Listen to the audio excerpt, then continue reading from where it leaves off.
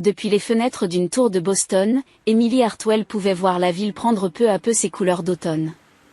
Debout devant la fenêtre de son spacieux bureau, elle soupire de satisfaction. Le grand projet sur lequel son équipe travaillait avait enfin démarré, et le PDG lui-même lui avait adressé des mots élogieux. Emily, votre travail est remarquable. Je vous mettrai sur la liste pour une promotion l'année prochaine. Les mots de la PDG Marion Taylor étaient des éloges pour la diligence et le talent d'Emily. En tant que gestionnaire principal chez Nova Technologies, Emily a le sentiment que ses 10 années d'efforts portent enfin leurs fruits. Son revenu était stable et, parmi ses pairs, elle pouvait être considérée comme ayant réussi. Merci, répond-elle en pensant aux vacances de Thanksgiving qui commencent demain. C'est l'heure de sa visite annuelle à la maison familiale. En retournant à son bureau pour vérifier ses derniers courriels, elle a appelé sa mère. Maman. Je pars bientôt. Cette année encore, j'apporte ma sauce au canneberge maison. La voix chaleureuse de Martha retentit dans le combiné. Oh, Emily, ta sauce au canneberge est la meilleure. Conduis prudemment. Jessica et les enfants sont impatients de te voir. Emily sourit. La voix de sa mère avait quelque chose de réconfortant. Depuis que son père John était décédé subitement d'une crise cardiaque il y a 3 ans, les liens familiaux semblaient s'être encore renforcés. Après avoir quitté le bureau, Emily passe à son appartement pour charger la sauce aux érelles préparée et ses bagages dans la voiture. De Boston à la maison de sa famille dans la banlieue de Newton, il y a environ 40 minutes de route sans embouteillage. En écoutant la radio dans la voiture, Emily réfléchit aux événements récents. Depuis qu'elle a obtenu son diplôme universitaire, elle a toujours été le pilier financier de sa famille. Les frais d'enterrement de son père, le traitement du cancer du côlon de sa mère, les frais d'inscription à l'université de sa sœur Jessica, la compte sur la maison et les frais de mariage de Jessica, tout cela représente plus de $800 000. Emily a calculé que cela représentait plus de $800 000. C'est une somme considérable pour la plupart des gens, mais pour elle, c'est un don sans partage. C'est pour la famille, alors bien sûr, se rappelle-t-elle. Alors qu'elle se garait devant la maison familiale, la porte s'ouvrit et Martha et Jessica sortirent en souriant. Emily, nous t'attendions. Martha embrassa sa fille avec force. Jessica se joignit à elle et les trois s'étreignirent à l'entrée. Maman, Jessie, je suis si heureuse de vous voir, pensa Emily avec sincérité. En entrant dans le salon, elle vit de nouveaux canapés en cuir et la grande télévision dont sa mère rêvait. Emily les avait envoyés le mois dernier comme cadeau d'anniversaire pour sa mère. C'est très joli, maman, dit Emily en souriant. C'est grâce à toi, dit Martha. Les larmes aux yeux. Sans toi, je ne sais pas ce que nous serions devenus. Jessica prend le bras de sa sœur et la conduit à la cuisine. C'est une telle bénédiction de t'avoir, Frangine. Nous avons pu commencer à assurer l'éducation des enfants et l'emploi de Mike s'est stabilisé. Emily sourit aux enfants de Jessica, Emma, 5 ans, et Noah, 3 ans, qui jouent dans le coin du salon. Lorsqu'ils aperçoivent leur tante, ils se précipitent vers elle. Tante Emily, tu as des cadeaux, demande Emma. Emma, ce n'est pas poli, gronde Jessica. Ce n'est pas grave, dit Emily en riant. Bien sûr que j'en ai. Mais c'est pour la surprise de demain. Après avoir joué avec les enfants, Emily aida à préparer le dîner dans la cuisine. Alors qu'elle prépare la farce de la dinde, Martha touche la joue de sa fille. Tu as perdu du poids, n'est-ce pas? Tu travailles trop dur. Pense un peu plus à toi. Je vais bien, maman. J'aime mon travail et il est épanouissant, répondit Emily. Toujours pas de petite amie, demanda sa mère. Emily secoue la tête. Je me concentre sur ma carrière pour l'instant. D'ailleurs, elle laissa traîner ces mots. La vérité est que la plupart de son temps et de son argent sont consacrés à sa famille, ce qui lui laisse peu de place pour entretenir des relations amoureuses. Ne t'inquiète pas tant pour nous, dit Martha en tenant la main de sa fille d'un air sérieux. Je veux que tu sois heureuse, toi aussi. Je suis heureuse, maman, répond Emily en souriant. Le fait que ma famille soit en bonne santé et bien portante fait mon bonheur. À eu cours du dîner, Mike, le mari d'Emily et de Jessica, a eu une conversation animée sur son entreprise. Mike travaille dans une entreprise de construction locale, mais ses revenus sont instables, affectés par les fluctuations économiques. Et elle exprime néanmoins sa gratitude à Emily. Sans vous, l'avenir des enfants aurait été incertain. Merci beaucoup. Émilie a levé son verre de vin et a souri en disant, c'est à cela que sert la famille. Plus tard dans la soirée, seule dans la chambre d'amis, Émilie vérifie le solde de son compte d'épargne sur son smartphone. Elle savait qu'il était nettement inférieur à la moyenne de son groupe d'âge, mais elle ne le regrettait pas en regardant le ciel étoilé par la fenêtre, elle s'est souvenue des paroles de son père. La famille, c'est tout, Émilie. N'oublie pas cela. Je sais, papa, murmure Émilie aux étoiles. Tant que je serai là, cette famille ira bien. Ce soir, elle passera du temps avec sa famille pour la première fois depuis longtemps. Lorsqu'Émilie se réveilla, la neige avait commencé à tomber par la fenêtre. La première neige du matin de Thanksgiving dans la banlieue tranquille de Boston créait une atmosphère quelque peu sacrée. Elle se leva du lit et enfila son peignoir. En bas, des bruits et des arômes de cuisine emplissaient déjà l'air. Dans la cuisine, Martha prépare la dinde. Lorsqu'Émilie entra, sa mère se retourna avec une expression légèrement tendue. Bonjour, maman. Tu as besoin d'aide? Oh, Émilie, tu es debout. Martha s'essuie les mains et commence à verser le café. En fait, il y a quelque chose dont je voulais te parler. Le ton de sa voix rendit Émilie tendue pendant un moment. D'expérience, le « quelque chose à discuter » de sa mère signifiait généralement des problèmes financiers. Elle s'assit au comptoir et accepta la tasse de café. Qu'est-ce qu'il y a, maman? Martha respire profondément et regarde sa fille avec sérieux. C'est à propos du toit de la maison. Émilie soupire intérieurement. Le toit. Qu'est-ce qui s'est passé? Il a été endommagé lors de la tempête du mois dernier. Un entrepreneur est venu le vérifier et il a dit qu'il fallait le réparer complètement. Martha a l'air troublée. L'assurance ne couvrira pas tout. Combien cela va-t-il coûter? Émilie demande, tout en gardant son calme. 70 000 $, dit Martha d'une voix plus grave. Mais l'assurance ne paiera que 30 000 $. Les 40 000 $ restants sont. Elle s'interrompt. La voix résonne à nouveau dans l'esprit d'Émilie. Le mois dernier, c'était 5 000 $ pour un nouveau réfrigérateur. Le mois précédent, 2 000 $ pour l'entretien du jardin. Les dépenses semblaient infinies. Mais son expression est restée inchangée. Mais son expression reste inchangée, je comprends. J'enverrai l'argent par virement la semaine prochaine. Le visage de Martha s'éclaire. Le visage de Martha s'illumine. Vraiment? Tu es vraiment l'ange d'une fille. Elle prend les deux mains d'Émilie. Sans toi, je ne sais pas ce que je ferais.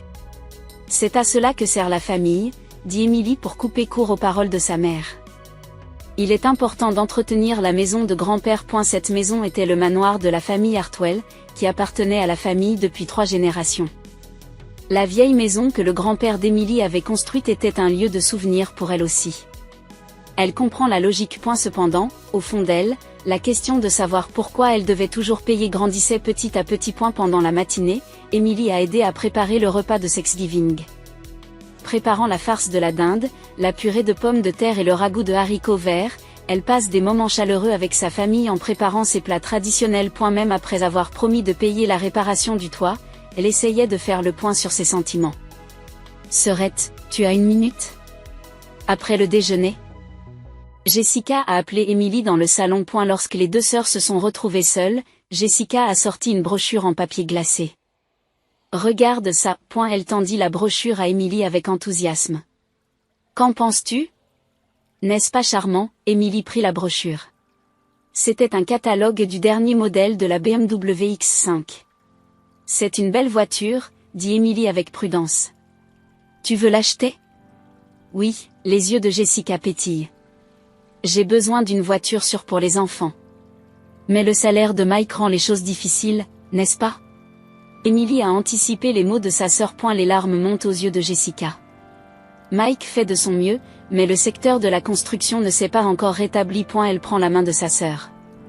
Si j'avais 45 000 $ avec la valeur de reprise. Pendant un instant, Émilie a eu envie de refuser.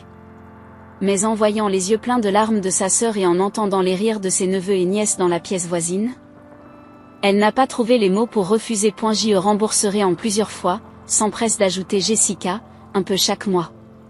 Un peu chaque mois. D'accord, répondit Émilie à voix basse. Mais c'est la dernière fois. Bien sûr. Jessica sauta de joie et serra sa sœur très fort dans ses bras. Tu es la meilleure sœur du monde. Ce soir-là, Emily organise ses finances dans sa chambre. L'écran de l'ordinateur portable affichait les dépenses qu'elle avait consacrées à sa famille au cours des 5 dernières années. Si les frais médicaux importants et les frais d'obsèques étaient inévitables, les frais de subsistance normaux, comme les réparations de toiture et l'achat d'une voiture, auraient dû être couverts par les revenus de chaque membre de la famille. Dans le cas de Jessica en particulier, les revenus de son mari Mike n'étaient pas particulièrement bas. Même en tenant compte de l'instabilité du secteur de la construction. Un revenu annuel de $60 000 était dans la moyenne pour cette région. Alors pourquoi était-il toujours à court d'argent? Emily a regardé ses médias sociaux. Les posts de Jessica montraient des photos de détente dans un spa le mois dernier, des dîners avec Mike dans des restaurants coûteux, et des photos d'elle tenant joyeusement des sacs de marque. Elle a dit qu'elle rembourserait un peu chaque mois. Emily se souvint des promesses passées. Les frais d'inscription à l'université, les frais de mariage, rien n'avait jamais été remboursé. Je réfléchis trop, se dit-elle. C'est à cela que sert la famille, nous nous entraidons. Mais les mots de sa collègue Rebecca lui reviennent à l'esprit. Emily, tu es trop gentille. Ce n'est pas parce qu'on est de la famille qu'on doit être exploité. À l'heure du dîner. Emily s'est assise avec son sourire habituel. La conversation familiale est agréable et chaleureuse. Martha montre ses nouveaux bijoux et Jessica parle des événements à l'école des enfants. Emily, grâce à toi, nous sommes vraiment bénis, dit Martha en levant son verre de vin. Avoir une fille comme toi fait de moi la mère la plus heureuse du monde. Nous pouvons vivre grâce à Emily, renchérit Jessica. Je ne peux pas imaginer ce que serait la vie sans toi, ma sœur. En écoutant les mots de gratitude de sa famille, Emily se sentait en conflit. Le fait d'être remerciée a transformé ses doutes en culpabilité. Suis-je une mauvaise personne pour avoir douté de ma famille? Ce soir-là, seule, Emily vérifie son solde d'épargne et est choquée. À 35 ans, son épargne était bien inférieure à la moyenne de son groupe d'âge. Son 401K pour la retraite ne comportait que des cotisations minimes. À ce rythme, je vais devoir travailler pour toujours? Marmonne-t-elle en calculant son avenir. De l'autre côté de la fenêtre, la neige continue de tomber silencieusement. Emily s'allonge sur le lit, fixant le plafond. Ma vie n'est-elle destinée qu'à ma famille? La question surgit dans son cœur. Soutenir la famille de sang est naturel, essayait-elle de se dire. Mais un sentiment de malaise grandit dans son cœur. Sa vie a toujours été axée sur la famille. Ses propres désirs étaient remis à plus tard, elle n'avait pas la possibilité d'approfondir ses relations amoureuses et elle économisait constamment de l'argent pendant que ses collègues prenaient des vacances. Tout cela pour subvenir aux besoins de sa famille. Est-ce de l'amour ou? Emily ravale ses mots. Appeler cela de l'exploitation était un doute trop sévère. La veille de Thanksgiving, Emily s'endormit, en proie à des émotions complexes. Le lendemain matin, Emily est réveillée des pots-trombinets. À l'extérieur de la fenêtre, la neige s'était accumulée et la lumière fraîche du matin illuminait la surface de la neige. Elle s'allongea dans son lit, organisant le programme de la journée dans son esprit. Mettre la dinde à l'intérieur à midi, préparer les accompagnements. Elle se souvint du plan de cuisson qu'elle avait établi avec sa mère hier soir. Emily regarda l'horloge. 7h30. À l'origine, elle avait rendez-vous pour un brunch avec sa collègue Diane. Comme Diane n'avait pas non plus de famille, elles avaient pour tradition de se retrouver juste pour le matin de Thanksgiving. Cependant, parce que Martha lui avait dit qu'il serait préférable que tu viennes vers midi demain, car nous avons beaucoup à cuisiner, Emily avait annulé son brunch avec Diane. Après s'être douchée, Emily vérifie son téléphone portable. Il y avait un message de Diane. C'est malheureux, mais on ne peut rien y faire. Nous nous reverrons certainement l'année prochaine. Joyeux Thanksgiving. Emily sourit et répondit. Puis regarda par la fenêtre. La neige s'était arrêtée et le soleil pointait le bout de son nez. Elle eut soudain une idée. Si j'aide à préparer la cuisine, maman sera peut-être contente. Elle décida de changer ses plans et de se rendre à la maison familiale de bonne heure. Elle pense à contacter Martha, mais décide de faire une surprise et s'abstient d'appeler. À 9h15, Emily se gare devant la maison familiale. Bien qu'elle soit arrivée une heure plus tôt que prévu, la cuisine devrait déjà être animée. Elle prit un tablier et son vin de dessert spécial dans le coffre et se dirigea tranquillement vers la maison. Elle s'arrêta un instant à l'entrée. La vieille maison couverte de neige se dressait paisiblement dans la lumière du matin. Les souvenirs de son enfance l'envahirent, la pêche avec son père, la cuisine avec sa mère, les jeux avec sa sœur. Tous des souvenirs précieux. Émilie ouvrit tranquillement la porte avec sa clé. Le couloir était silencieux et l'air chaud l'enveloppait. Des voix et des arômes provenaient de la cuisine. Elle s'apprêtait à dire bonjour en avançant dans le couloir, mais s'arrêta en entendant la conversation de sa mère et de sa sœur. « Ce n'est pas possible, Jessica, » dit la voix de Martha. « Tu dois réfléchir plus attentivement. »« Je sais, maman, » dit Jessica en riant. « Mais Émilie s'en occupera d'une manière ou d'une autre. » Comme toujours. Émilie s'arrêta. Les deux femmes parlaient d'elle. Debout au coin du couloir, elle écouta la conversation. « Je me demande ce qu'on peut tirer d'Émilie, » dit Jessica. « J'ai obtenu la nouvelle voiture, mais je pense maintenant demander une rénovation de la cuisine. »« Il n'est pas naturel de demander autant à la suite, » a répondu Martha. « Attendez un peu. Émilie est généreuse. Mais elle n'est pas stupide. » Le cœur d'Émilie s'emballe. Cette conversation ne ressemblait pas à une plaisanterie. Elle se réfugie contre le mur et continue d'écouter. Comment dois-je aborder le sujet ? La voix de Jessica continue. Peut-être avons-nous besoin d'une cuisine sûre pour les enfants ? Ou bien le salaire de Mike n'est tout simplement pas suffisant ? Le rire de sa mère suivit. Elle est faible face au mot « famille ». Si tu dis « pour la famille », elle donnera n'importe quoi. Les mains d'Émilie commencent à trembler.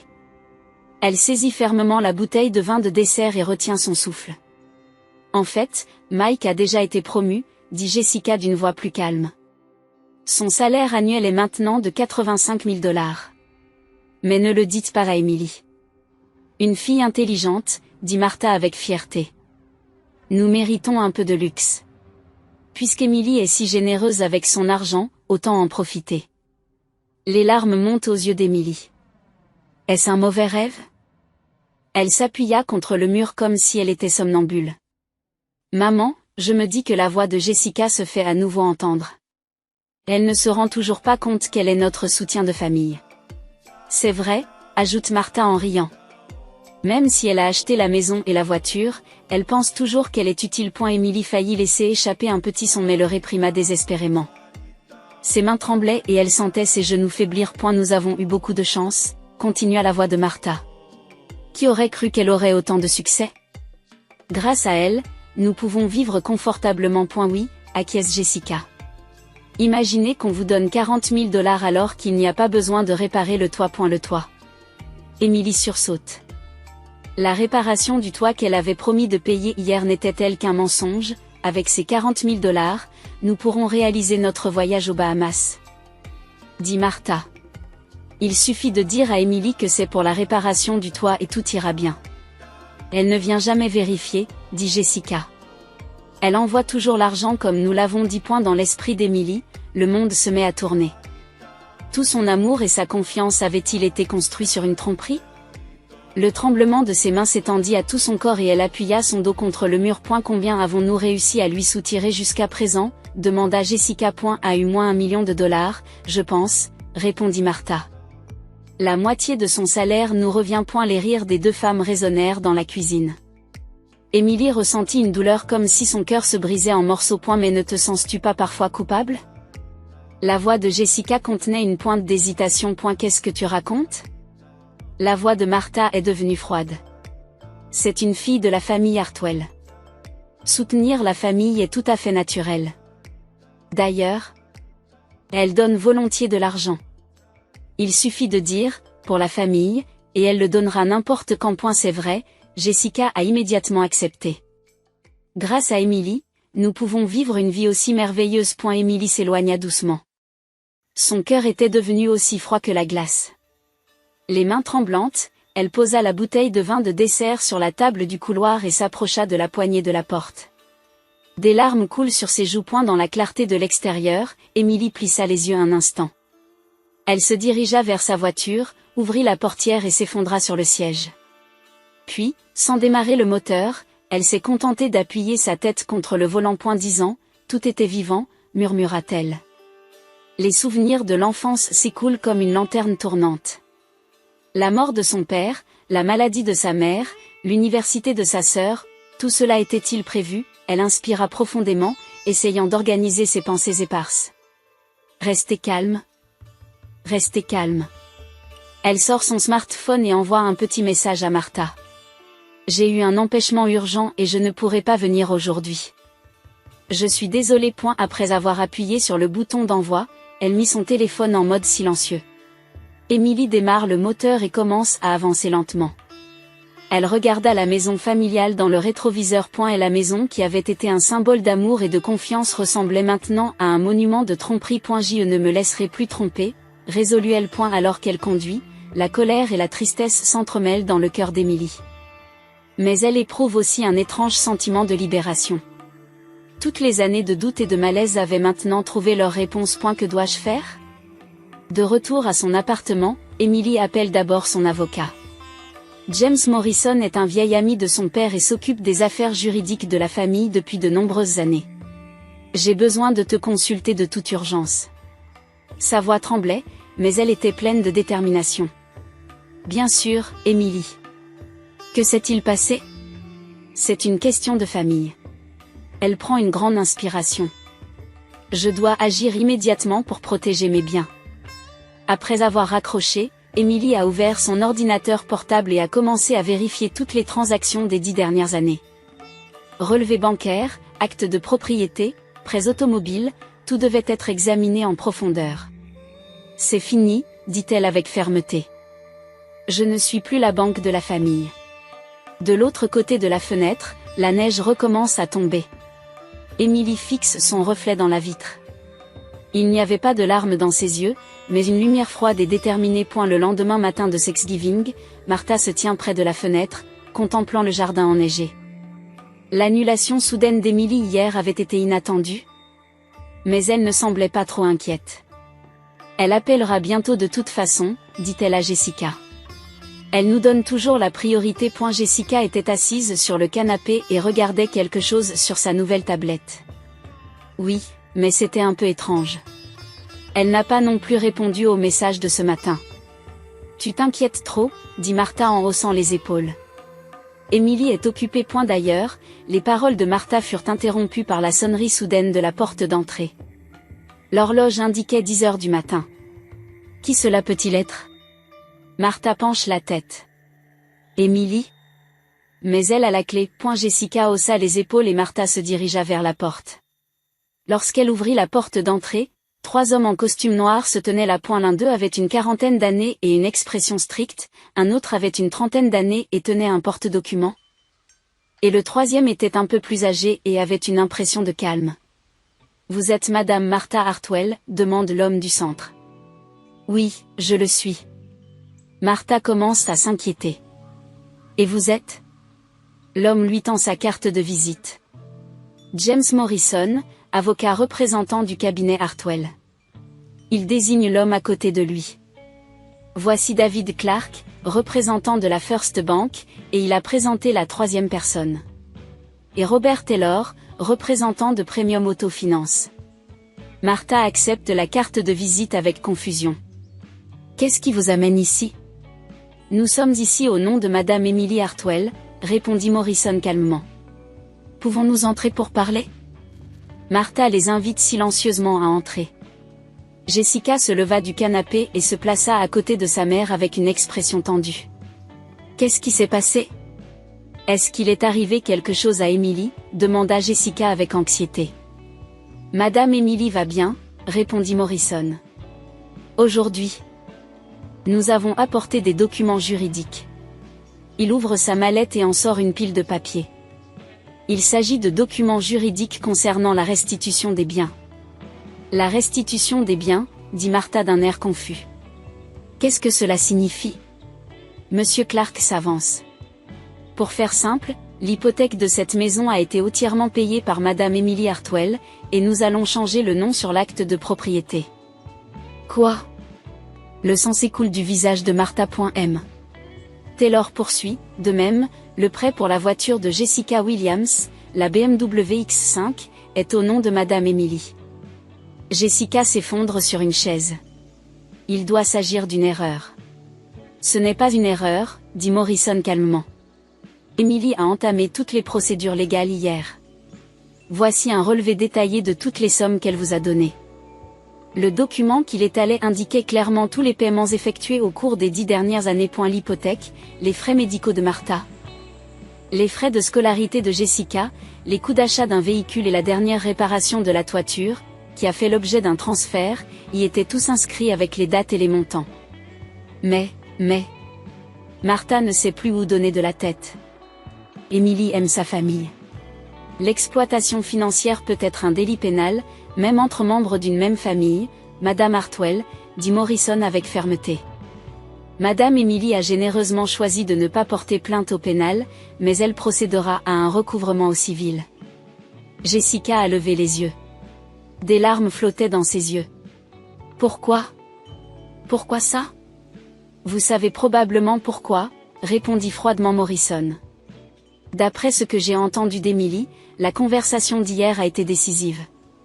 Martha et Jessica se regardèrent et réalisèrent la terrible vérité.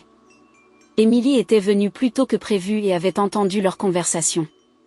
Ce n'est qu'un malentendu, dit Martha faiblement. Quels que soient les détails. La procédure judiciaire a déjà commencé, dit M. Clark. Il montre les documents. À partir d'aujourd'hui, l'acte de propriété de cette maison revient à Madame Émilie Hartwell. Veuillez quitter les lieux dans les 30 jours. 30 jours, s'écrie Martha.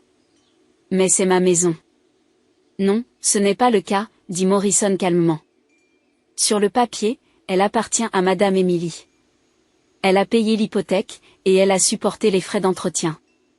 Monsieur Taylor ajoute, il en va de même pour la voiture. Nous viendrons la chercher demain. Où devons-nous aller, dit Jessica en pleurant. Ce n'est pas notre problème, répondit Morrison.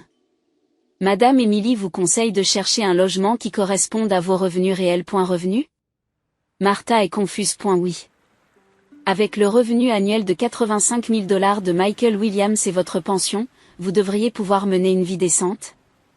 Dit Morrison calmement. Même si un voyage aux Bahamas risque d'être difficile. Le visage de Jessica devint pâle. Même la promotion de Mike avait été découverte. Laissez-moi voir Émilie, dit Martha désespérément. Si nous parlons, elle comprendra. Madame Émilie ne souhaite pas de contact direct pour le moment, dit Morrison avec fermeté. Toute communication doit passer par moi. Les trois hommes étalent calmement les documents restants. Avis d'expulsion, autorisation de récupération de la voiture, formulaire de changement de compte bancaire, tous portant la signature d'Émilie. Veuillez signer ces documents, dit Morrison en tendant un stylo. Martha et Jessica, comme dans un cauchemar, signèrent les documents d'une main tremblante. La situation qu'elles avaient manipulée s'était complètement inversée. Morrison rangea les documents dans sa mallette. Nous vous contacterons plus tard concernant les détails de l'expulsion. Si vous avez des questions, n'hésitez pas à contacter mon bureau. Après le départ des trois hommes, Martha et Jessica s'assirent, stupéfaites, dans le salon. De l'autre côté de la fenêtre, la neige avait recommencé à tomber. Comment en est-on arrivé là, dit Martha d'une voix tremblante. Jessica ne répondit pas. Son téléphone sonna. C'était Mike. Qu'est-ce qui ne va pas, répondit-elle. Elle entendit la voix confuse de Mike à l'autre bout du fil. J'ai reçu un appel de la banque au bureau. Ils disent que le prêt de la voiture est en souffrance. Qu'est-ce qui se passe? Jessica a raccroché. Elle a enfin compris. Des années d'exploitation ont pris fin.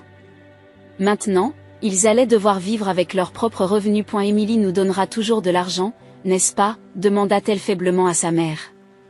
Après tout, nous sommes de la même famille. Martha regardait fixement par la fenêtre. C'est fini, Jessica, sa voix était creuse. Ce que nous avons fait est impardonnable. Un an plus tard, de la fenêtre d'un grand appartement de Boston, une belle vue nocturne de la ville s'étendait. Émilie se tenait près de la fenêtre, contemplant les feuilles d'automne dans un parc lointain. Sa vie a radicalement changé depuis ce jour de Thanksgiving. Le salon spacieux de l'appartement de luxe était meublé de pièces qu'elle avait choisies pour elle-même. N'ayant plus besoin d'économiser pour les autres, elle ressentait pour la première fois la joie de vivre pour elle-même. Des voix joyeuses s'élèvent de la cuisine. Sarah, sa collègue et amie proche, prépare le repas de Thanksgiving. Émilie, je peux ouvrir le vin, demande Sarah. Émilie sourit et se dirige vers la cuisine. La sauce au canneberge est déjà prête. Recevoir la famille de Sarah et Dan pour le dîner était une nouvelle tradition pour le Thanksgiving de cette année. Sarah était une collègue de travail, mais au fur et à mesure qu'Emily surmontait sa période difficile, elle était devenue une véritable amie. Dan, le mari de Sarah, et leurs 2 enfants ont également accueilli Emily dans leur famille. Au cours de l'année écoulée, Martha et Jessica ont pris de nombreux contacts. Des lettres d'excuses, des offres de réconciliation, et parfois des messages de colère. Emily avait traité la plupart d'entre eux par l'intermédiaire de son avocat, évitant tout contact direct. De temps en temps, elle ressentait la solitude au plus profond de son cœur, mais elle comprenait qu'il s'agissait d'une sensation due à des années d'habitude, et non d'une véritable perte. Sa mère et sa sœur avaient été obligées de reconstruire leur vie par la suite. Martha avait déménagé dans un petit appartement et commencé à mener une vie frugale pour la première fois. Et la relation de Jessica avec son mari s'était détériorée et avait abouti à un divorce. Avec 2 enfants, elle multiplie les emplois à temps partiel. Emily pense parfois à sa nièce et à son neveu. Ils étaient innocents. Elle avait créé anonymement un fonds d'affectation spécial pour l'éducation afin de garantir les fonds nécessaires à leurs études.